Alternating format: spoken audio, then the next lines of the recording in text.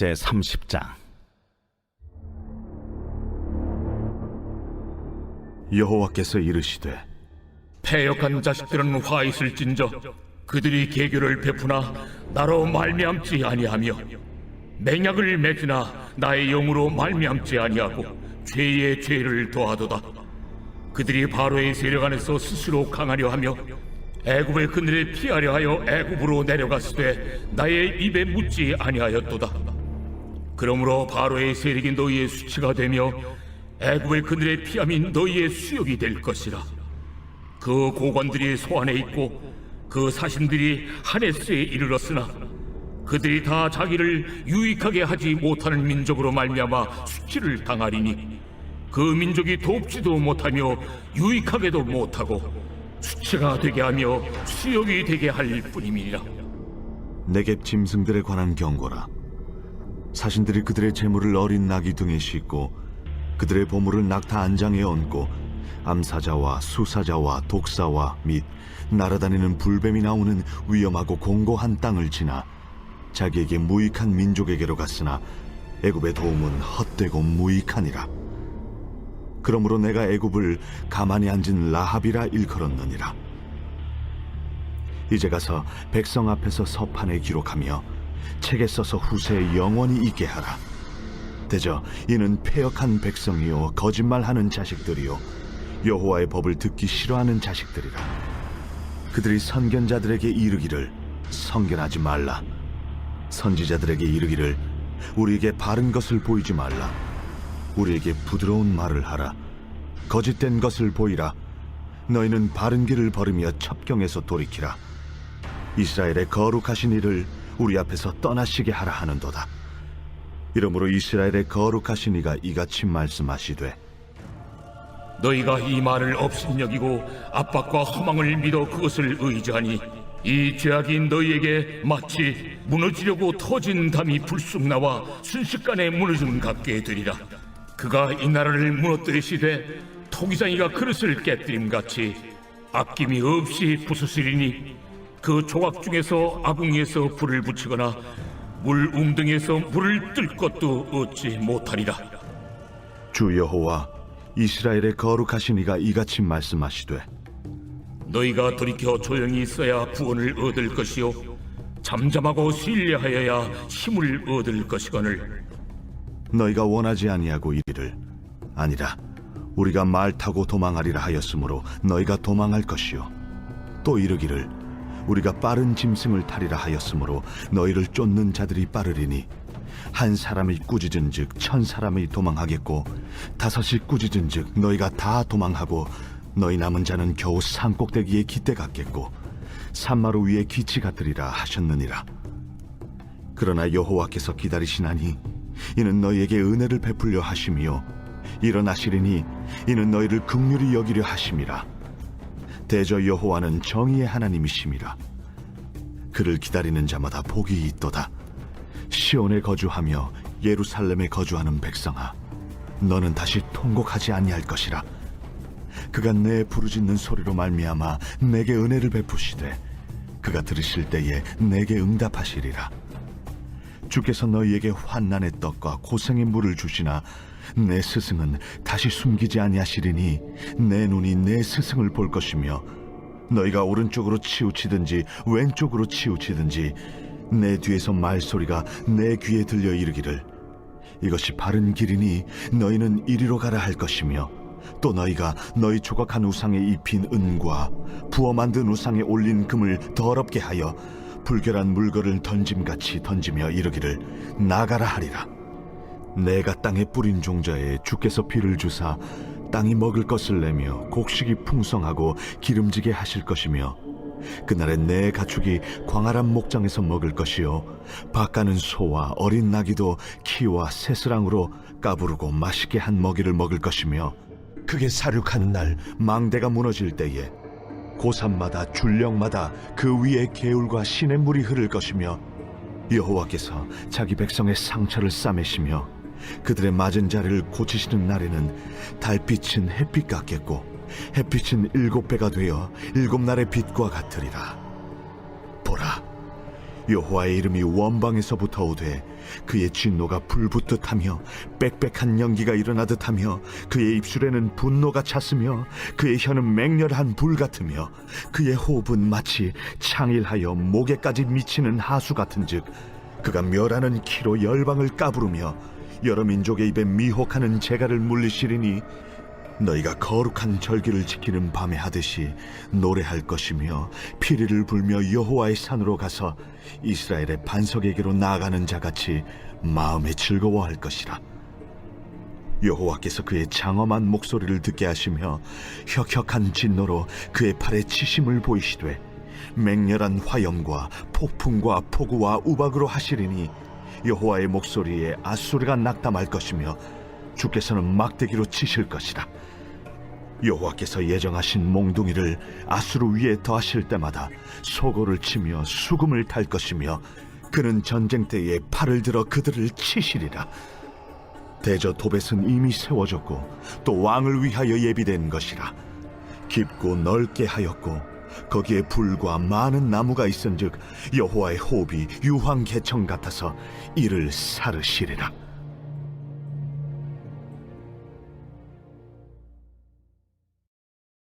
오늘의 말씀은 이사야 30장을 포함하여 28장부터 35장에 이르기까지 관통하는 한 가지 주제는 위기의 시대에 애굽 같은 강대국의 도움을 구하는 것은 헛된 것이며 오직 여호와 하나님만이 참 도움이시라는 메시지입니다. 한마디로 도울 힘이 없는 헛된 것들을 의지하지 말고 참 도움을 주실 수 있는 하나님만을 의지하라는 말씀입니다. 하나님을 의지한다는 것에는 여러 가지의 의미가 있겠지만 오늘의 말씀 속에서 그 의미를 찾아본다면 18절의 말씀일 것입니다. 하나님을 의지한다는 것은 곧 하나님을 기다리는 것이다. 18절 말씀, 그러나 여호와께서 기다리시나니 이는 너희에게 은혜를 베풀려 하시며 일어나시리니 이는 너희를 긍휼히 여기려 하심이라. 대저 여호와는 정의의 하나님이시라. 그를 기다리는 자마다 복이 있도다. 이 새벽에 이 말씀을 꼭 붙잡으시길 바랍니다. 그를 기다리는 자마다 복이 있도다. 아멘.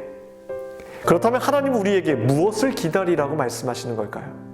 복이 있다고 하셨으니까 우리가 생각하는 그런 물질의 복일까요? 물론 물질의 복도 필요하면 주십니다. 하지만 하나님께서 말씀하시는 복, 우리가 기다려야 하는 것은 따로 있습니다. 18절 말씀을 다시 읽어드리겠습니다. 그러나 여호와께서 기다리시나니 이는 너희에게 은혜를 베풀려 하시며 일어나시리니 이는 너희를 긍휼히 여기려 하심이라. 우리에게 무엇을 베푸시겠다는 것입니까? 너희에게 은혜를 베풀고 너희를 긍휼히 여기겠다. 여러분, 이것이 진짜 축복입니다. 우리에게 없어서는 안 될 가장 필요한 것은 매일 하나님만을 의지하며 살아갈 수 있는 은혜이며 우리가 감히 하나님께서 부여하신 영원한 생명을 품고 살아갈 수 있게 하는 하나님의 긍휼이며 이러한 놀라운 사랑을 받고 있음을 자각하는 능력이라는 것입니다. 저는 이런 생각을 해보았습니다. 많은 그리스도인들이 다행히 오늘의 말씀을 통해 혹은 예수님의 팔복의 가르침을 통해 무엇이 진정 복인지를 알지만 안타깝게도 진정 복된 사람은 되지 못합니다. 그런데 하나님께서 우리가 어떤 사람이 되기를 간절히 원하실까요? 바로 주님을 따르는 자로서 주변 사람에게 끊임없이 흘러나가는 축복의 통로가 되기를 원하실 것입니다. 복된 사람이 되기를 원하신다는 겁니다. 우리를 통해 축복이 흘러가야 합니다. 그 이유는 예수님께서 우리를 통해 복이 흘러갈 것이라고 약속하셨기 때문입니다. 우리는 의식적으로 거기에 동참할 수 있어야 합니다. 축복은 단순히 일어나 손을 뻗고 축복합니다. 하나님의 축복이 당신에게 임하길 원합니다. 라는 말 정도, 고백 정도가 아니라는 사실을 깨닫고 더 깊은 축복의 삶으로 우리는 들어가야 합니다. 축복이란 타인의 삶 속에 유익을 퍼뜨리는 일입니다. 말만 하는 것이 아니라 타인의 유익을 바라는 당신의 의지를 실제로 내보내는 것을 의미합니다. 그런데 이 대목에서 우리가 반드시 이해하고 넘어가야 할 부분은 상대방의 유익을 바라는 의지는 내가 품을 수 있지만 언제나 이 유익을 실현할 분은 내가 아니라 하나님이시라는 사실을 망각해서는 안 됩니다. 이유가 무엇입니까? 유익을 실현할 수 있는 능력은 오직 하나님께만 있기 때문입니다. 그래서 우리는 누군가를 축복할 때 늘 하나님의 이름으로 축복하는 겁니다. 이것이 축복의 본질입니다. 복이란 우리가 하나님으로부터 받아서 남에게 베푸는 것을 말합니다. 반대로 저주란 상대에게 해악을 퍼뜨리는 일입니다. 말이나 태도를 통해 상대의 삶 속에 해악을 들여놓는 일입니다. 그래서 우리는 악의와 분냄과 노함을 철저하게 버려야 합니다. 이런 것들을 먼저 버리지 않고서는 축복의 삶을 시작조차 할 수 없기 때문입니다. 다시 정리해보자면 축복이란 말로만 하는 일이 아니고 우리의 전 존재를 아낌없이 쏟아붓는 행위이며 상대방의 삶에 진정한 유익을 위해서 실제로 내 의지와 행동이 요구되는 것입니다. 아론의 축복을 떠올려 보십시오. 민수기 6장 24절 26절에는 아론의 위대한 축복이 나옵니다. 이것은 모세가 형 아론을 통해 이스라엘 백성에게 베푼 축복입니다. 내용을 살펴보면 여호와는 내게 복을 주시고, 즉 하나님이 당신의 삶에 끊임없이 유익을 주시고 오늘 이사야의 말씀처럼 도움을 가져다 주신다라는 뜻입니다. 여호와는 내게 복을 주시고 너를 지키시기를 원하며, 이것은 하나님이 울타리를 둘러 당신을 보호하시고 예수님의 피와 그리스도의 영이 당신을 살펴 지키시기를 원하며 라는 뜻입니다. 또 이런 고백이 있습니다. 여호와는 그의 얼굴을 내게 비추사. 성경에는 하나님의 얼굴에 대한 말씀이 아주 많이 나옵니다. 우리가 누릴 수 있는 가장 귀한 것 중에 하나는 하나님의 빛나는 얼굴 앞에서 사는 삶일 것입니다. 따라서 축복의 핵심은 하나님의 명확한 임재입니다. 그분이 내 삶에 임재하시면 평강은 찾아오게 되어 있습니다. 여호와는 그 얼굴을 내게로 향하여 드사 평강 주시기를 원하노라. 교회를 축복의 장으로 생각하십시오. 우리는 왜 교회에 나옵니까? 복을 받고 또 베풀기 위해서입니다. 이 시간 성도님들이 우리의 예배의 대상이신 하나님을 찬양하고 그분께 말씀을 구하며 그분의 뜻을 내 삶에 실현시키는 것도 중요하지만 이것만큼 중요한 것이 있다면 바로 내 옆에 있는 믿음의 동역자들을 격려하고 축복하는 삶일 것입니다. 만약 이 삶이 내 삶의 일상이 되어버리고 이렇게 하나님 아래에서 누군가를 축복하는 삶으로 내 생활이 완전히 굳혀진다면 이로 인해 얻게 되는 놀라운 변화를 경험하게 될 것입니다. 이런 면에서 누군가를 축복하는 삶은 나를 위한 것입니다. 축복하는 과정에서 그분이 원하시는 모든 것들을 자연스레 듣고 행하게 되기 때문입니다. 심지어 주변 사람들이 그 축복의 내용들을 받아들일 준비가 되어 있지 않아 행하지 않을 때에도 축복은 나를 하나님 앞에 설 자리를 마련해 줍니다. 그 자리에 우리는 견고히 서게 되고 이 삶을 계속 원하게 될 것입니다. 또 그 자리에서 계속해서 하나님께서 원하시는 삶의 모습들로 하나하나 채워나가게 될 것입니다. 사랑하는 성도 여러분, 축복의 사람이 되십시오. 이 자리에서 한번 상상해 봤으면 좋겠습니다. 우리 모두가 다 축복의 사람이 된다고 상상해 보십시오. 나를 통해 흘러나오는 축복이 나와 내 주변 사람들의 특징이 된다고 생각해 보십시오. 하나님의 명확한 임재가 내 삶에 흘러나와 누군가에게 흘러들어가서 그 사람도 하나님을 만나게 되고 그분의 계획을 깨닫게 된다면 우리 모두는 매일 하나님 나라의 백성으로서 간증하며 살아가게 될 것입니다. 누군가가 당신에 대해 물어봅니다. 저 사람은 누구입니까? 그때 이런 답이 나온다고 생각해 보십시오. 아, 저 사람은 축복의 사람이야. 여러분, 우리는 축복의 사람입니다. 왜냐하면 하나님이 내 안에 살고 계신다면 그런 자들에게는 반드시 숨길 수 없는 하나님의 축복이 흘러나오게 되어 있기 때문입니다. 기도하겠습니다. 오늘 수요일 새벽에 함께 기도할 공동기도 제목은 교회 회복과 부흥을 위해서 기도하겠습니다. 이 땅의 교회가 다시 복음으로 돌아가도록 우리 함께 기도하겠습니다.